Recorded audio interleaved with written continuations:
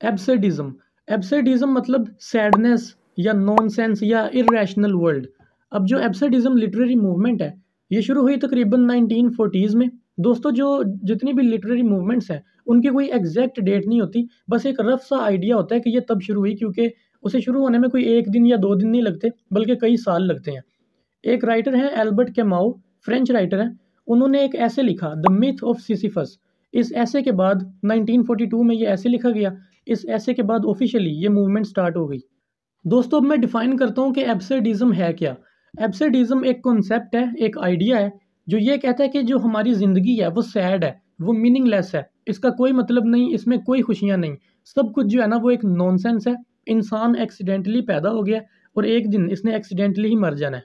आप में से शायद कुछ लोगों ने ऐसी मूवीज़ देखी हों या ऐसी कुछ किताबें पढ़ी हों जिसमें आपने सोचा हो कि यार ये क्या है, बस सैडनेस ही सैडनेस इसमें दिखाई गई है, इसमें कोई पता नहीं लग रहा कि हीरो का क्या बना, इसमें कोई कंक्लूजन नहीं है, इसमें कोई सोशल मैसेज नहीं है, इसमें कुछ भी नहीं है, इसमें सिर्फ सैडनेस है। और दिखाया गया कि कोई एक इंसान जो है वो बगैर किसी वजह के दूसरों को मारी जा रहा है, उसकी कोई लॉजिक नहीं है, कोई रीज़न नहीं है। तो ऐसी जो मूवीज़ या ऐसे जो नॉवेल्स हैं वो एब्सर्डिस्ट जो आइडिया है उस पर बेस्ड है। दोस्तों ये जो आइडिया है ना एब्सर्डिज्म, ये बड़ा खतरनाक आइडिया है। सबसे पहले तो ये आपको आपके रिलीजन से दूर करता है। चाहे आपका कोई भी रिलीजन है, हिंदू हो आप या मुसलमान या क्रिश्चियन, कोई भी, आपको आपके रिलीजन से दूर करता है, क्योंकि रिलीजन जो है ना वो मीनिंग देता है लाइफ को। और एब्सर्डिज्म तो कहती है कि लाइफ इज़ मीनिंगलेस, तो ये रिलीजन के बिल्कुल अपोजिट है। और इसकी मैं ना आपको एक एग्जाम्पल देता हूँ। एक शॉर्ट स्टोरी है द लेसन। उसमें क्या होता है कि एक टीचर है जो अपने स्टूडेंट्स को पढ़ा रहा है और वो टीचर फ्रस्ट्रेटेड है। वो देखता है कि उसके स्टूडेंट्स को उसकी समझ नहीं आ रही, तो वो उन्हें कत्ल करना शुरू कर देता है।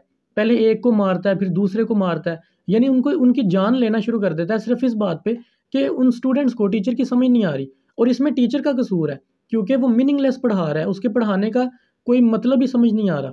तो ये एक एग्जाम्पल है एब्सर्डिज्म की। अब बात करते हैं कि ये जो इतना खतरनाक आइडिया है एब्सर्डिज्म, ये शुरू कैसे हुआ। दोस्तों जब भी कोई लिटरेरी मूवमेंट शुरू होती है ना तो उसके पीछे कोई एक वजह नहीं होती, बल्कि काफ़ी सारे फैक्टर्स होते हैं जो उसे बनाते हैं। अब इसमें भी बहुत सारे फैक्टर्स हैं, लेकिन हम सिर्फ दो जो मेन है उनको डिस्कस करेंगे। नंबर एक वर्ल्ड वार्स और नंबर टू एग्जिस्टेंशियलिज्म। ये दो मेन फैक्टर्स थे इसको शुरू करने में। अब जो वर्ल्ड वार है, आपको पता है पहले एक वर्ल्ड वार हुई जो 1919 में जाके ख़त्म हुई, फिर उसके बाद दूसरी वर्ल्ड वार हुई। वर्ल्ड वार में लोगों ने देखा कि मैस किलिंग हो रही है, लोग मर रहे हैं, किसी को कोई पता नहीं चल रहा कि उसने कब मर जाना है। यानी इस तरह की जब सिचुएशन से लोग गुजरते हैं तो उनको लगता है कि हमारी ज़िंदगी सैड है। दोस्तों ये जो वर्ल्ड वॉर है ना, ये कोई छोटा सा कॉन्सेप्ट नहीं है। आपको बस सुनने में लग रहा होगा कि सिर्फ ये एक जंग होती है, नहीं। जो वर्ल्ड वॉर है ना उसने दुनिया को हिला के रख दिया था। अब आप सोचें कि एक बच्चा जो पैदा हुआ है जिसको यही नहीं पता कि उसका बाप कौन है, उसकी माँ कौन है, उसका कंट्री कौन सा है, जो लोग उसको मार रहे हैं वो कौन है, जिनकी तरफ से वो लड़ रहा है वो कौन है। जब आपको कुछ भी नहीं पता होगा और आप अपने इर्द गिर्द बस लोगों को मरता हुआ देखेंगे तो आपको यही लगेगा कि मेरी ज़िंदगी सैड है और ये मीनिंगलेस है। कोई खुदा नहीं होता, मरने के बाद कोई ज़िंदगी नहीं है, इंसान एक्सीडेंटली पैदा हो गया और एक दिन एक्सीडेंटली ही ये मर जाएगा। तो अगर हम या आप में से कोई भी उस दौर में होता तो हम भी शायद यही सोचते। अब आप लोग शायद ये सोच रहे होंगे कि ऐसा कौन सा आदमी है जिसको यही नहीं पता कि उसका बाप कौन है, उसकी माँ कौन है, उसका कंट्री कौन सा है। तो दोस्तों जब किसी इलाके में जंग होती है ना, तो जब फौजें आती हैं तो वो आके जब लोगों को मारती हैं, तो जो लेडीज़ होती हैं उनका रेप भी होता है। तो फिर वो जो बच्चे पैदा होते हैं उन बच्चों का कोई पता नहीं होता कि वो कौन है। थोड़ी देर बाद उनकी माँ भी अगर मर जाए, क्योंकि वर्ल्ड वार है ना, कोई भी कभी भी किसी भी वक्त मर सकता है, वो भी अगर मर जाए तो बच्चे को पता ही नहीं कि वो है कौन, उसका कंट्री कौन सा है, क्योंकि बहुत सारे कंट्री इन्वॉल्व हैं जंग के अंदर। उन्हें एक जगह से जो है ना छोड़ के एक जगह दूसरी जगह जाना पड़ता है, दूसरी जगह भी अटैक हो जाता है, फिर उन्हें वहाँ से छोड़ के किसी और जगह जाना पड़ता है। तो इंसान जो है ना वो यही समझता है कि मैं एक इम्परफेक्ट क्रिएचर हूँ, मेरी ज़िंदगी का कोई मतलब नहीं है। तो ये एक वजह थी इस मूवमेंट के शुरू होने की। एब्सर्डिज्म को शुरू करने का जो दूसरा फैक्टर है या दूसरी जो वजह है वो है एग्जिस्टेंशलिज्म। दोस्तों ये भी एक लिटरेरी मूवमेंट है जो एब्सर्डिज्म से बिल्कुल थोड़ी देर पहले आई थी। इसमें जो राइटर्स थे उन्होंने ज़िंदगी पे क्वेश्चन किया, उन्होंने सवाल उठाया ज़िंदगी पे। तो इसी सवाल को आगे लेकर चले एब्सर्डिस्ट जो राइटर्स थे, वो ज़िंदगी पे जो सवाल एग्जिस्टेंशलिज्म ने उठाया था, वो एब्सर्डिज्म ने उसका आंसर ये दिया कि लाइफ इज़ मीनिंगलेस, कि ज़िंदगी तो है ही मीनिंगलेस। तो एग्जिस्टेंशलिज्म ने क्योंकि लाइफ पे सवाल उठाया था इसलिए एब्सर्डिज्म आई। दोस्तों यहाँ पे एक टर्म काफ़ी कॉमन है, थिएटर ऑफ एब्सर्ड। अब थिएटर जो है वो ऐसी जगह है जहाँ पे प्ले परफॉर्म किया जाता है, क्योंकि उस ज़माने में जब एब्सर्डिज्म बड़ी आम थी, उस ज़माने में प्लेज भी बहुत ज़्यादा कॉमन थे, हर जगह हर मुल्क में देखे जाते। तो राइटर्स जो थे उनका प्ले लिखने पे ज़्यादा फोकस था। तो हमने देखा कि दुनिया के अलग अलग जगहों पे बैठे जो राइटर्स हैं, एक अमेरिका में बैठा है, एक जर्मनी में, एक ब्रिटानिया में, इन्होंने जो वर्क्स लिखे उन वर्क्स में एक चीज़ कॉमन थी और वो थी एब्सर्डिज्म यानी मीनिंगलेस लाइफ।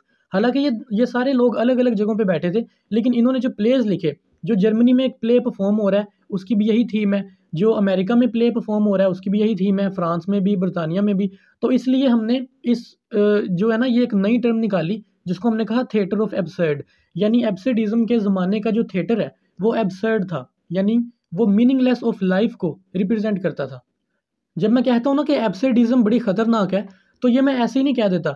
एब्सर्डिज्म जो है वो ज़िंदगी से मीनिंग को निकाल देती है, और वो मीनिंग कौन देता है? वो रिलीजन मीनिंग देता है। मतलब रिलीजन आपको सिखाता है कि अगर आपके साथ आज बुरा हुआ है तो कोई बात नहीं, जब आप मर जाओगे उसके बाद हिसाब लिया जाएगा सबसे, तो जिस बंदे ने आपके साथ बुरा किया है वो अकाउंटेबल होगा, वो जवाब देगा।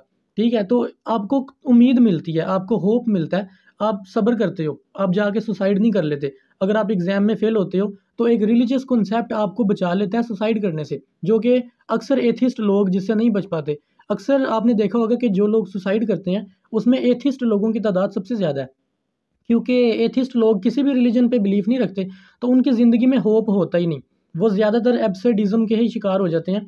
तो इसलिए जो एब्सर्डिज्म है वो ज़िंदगी से जब मीनिंग ही ख़त्म हो गया तो फिर पीछे बचा क्या? कुछ भी नहीं। तो आप कोई भी छोटी छोटी बात पे जब उदास होगे, आप किसी बिल्डिंग पे चढ़ जाओगे, आप सुसाइड कर लोगे, आप लोगों को भी मारने लग जाओगे, खुद को भी अपने आप को हर्ट करोगे, तो ये सब चीज़ें होंगी। तो अब बात करते हैं इस दौर के फेमस राइटर्स की। दोस्तों, किसी भी लिटरेरी मूवमेंट में बहुत सारे राइटर्स होते हैं, लेकिन हम उनमें से जो सबसे फेमस हैं उनकी बात करेंगे। तो सबसे पहले जो दो नाम आपने अपने जहन में रखने हैं, उनमें से पहला है एल्बर्ट कैमाउ, जो कि एक फ्रेंच प्ले राइट है, और नंबर 2 सैमुअल बेकेट, जो कि एक आयरिश प्ले राइट है। अब ये जो दो आदमी हैं ये सबसे ज़्यादा फेमस हैं, और भी लोग हैं इनके अलावा भी, लेकिन इन्हें सबसे ज़्यादा फेमस माना जाता है। जो एल्बर्ट कैमाउ है उसे तो फादर ऑफ एब्सर्डिज्म भी कहा जाता है। जो एल्बर्ट कैमाउ के फेमस वर्क्स हैं उनमें शामिल है द स्ट्रेंजर, और इसके अलावा द मिथ ऑफ सिसिफस। और जो सैमुअल बेकेट है उसके फेमस वर्क्स हैं वेटिंग फॉर गोडोट और एंड गेम। अब यहाँ पे दो और नाम हैं जो इस मूवमेंट के हवाले से काफ़ी फेमस हैं। उनमें पहला नाम है फ्रांज काफ्का और दूसरा हैरोल्ड पिंटर। फ्रांज काफ्का के फेमस वर्क्स हैं द मेटामॉर्फोसिस और द ट्रायल। दोस्तों, ये जो कहानी है मेटामॉर्फोसिस, ये काफ़ी इंटरेस्टिंग एक शॉर्ट स्टोरी है। इसमें एक इंसान सोता है और जब वो उठता है सुबह तो वो देखता है कि वो एक इंसेक्ट बन चुका है। तो उसकी ज़िंदगी जो कि पहले ही बहुत ज़्यादा सैड थी वो और ज़्यादा सैड हो जाती है, और यहाँ तक कि वो सुसाइड कर लेता है। अब जो हैरोल्ड पिंटर है उसके फेमस वर्क्स हैं द बर्थडे पार्टी और द होम कमिंग। अब बात कर लेते हैं इस दौर की जो फेमस थीम्स हैं उनकी।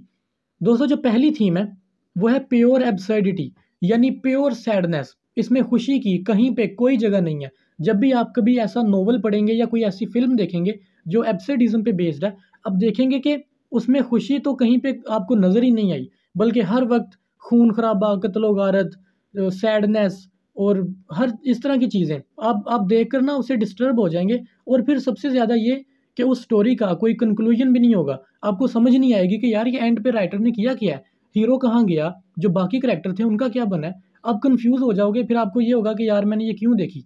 दूसरी इसकी थीम है cruelty and violence. Number 3 loneliness and isolation. Number 4 domination.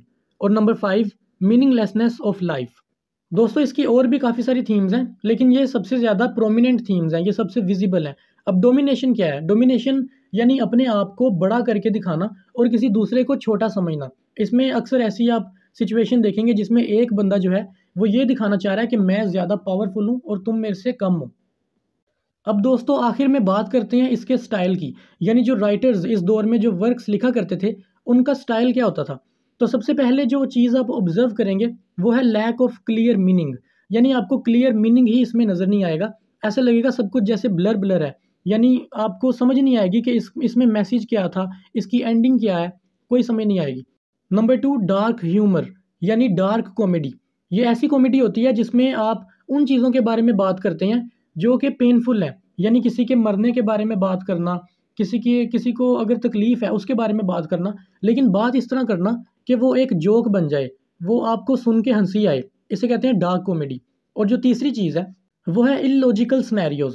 अब दोस्तों इलॉजिकल सिनेरियोज क्या होते हैं? जब आप एक सीन देखेंगे इस एब्सर्डिस्ट मूवी का या नोवेल को पढ़ेंगे तो वो जो सीन है वो आपको समझ नहीं आएगा कि ऐसा क्यों हुआ, इलॉजिकल।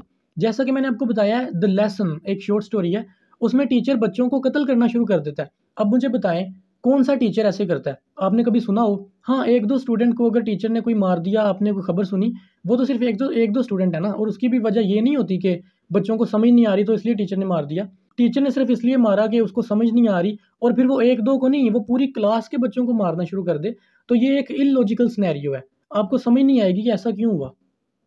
तो दोस्तों ये थी एब्सर्डिज्म, और मुझे उम्मीद है आपको वीडियो पसंद आई होगी। अगर आपका कोई भी सवाल या सजेशन हो आप कमेंट्स में बता सकते हैं। तो वीडियो को लाइक शेयर और सब्सक्राइब करें, सब कुछ कर दें जो कुछ हो सकता है, सिर्फ रिपोर्ट ना करें। तो मिलते हैं अगली वीडियो में।